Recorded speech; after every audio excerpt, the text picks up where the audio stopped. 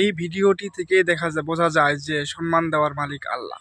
আল্লাহ সম্মান দেয়, আল্লাহ সম্মান কেড়ে নেয়। বেগম খালেদা জিয়াকে আল্লাহ তাআলাই সম্মান দিয়েছে।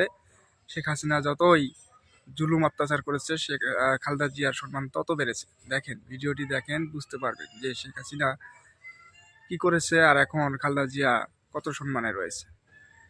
সে আপোষহীন নেত্রী, সে কোনো আপোষ করে নাই অন্যায়ের সাথে।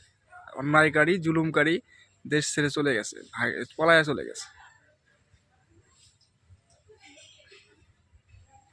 সত্যি অসাধারণ। এরকম রাজনীতি আমরা চাই, যে যে সরকারই আসুক আরেক সরকারের সাথে সম্পর্ক রাখবে, তার যে কোনো রাষ্ট্রীয় সম্মাননা, রাষ্ট্রীয় যে কোনো কাজে তারা দাওয়াত পাবে, আসবে, যাবে, কোনো ঝগড়াঝাটি হবে না। এরকম রাষ্ট্রে আমরা চাই, যে কারোর সাথে কারো দ্বন্দ্ব থাকবে না, সবাই এক টেবিলে খাবে, এক টেবিলে চলবে, একসাথে চলবে। তাহলে দেশে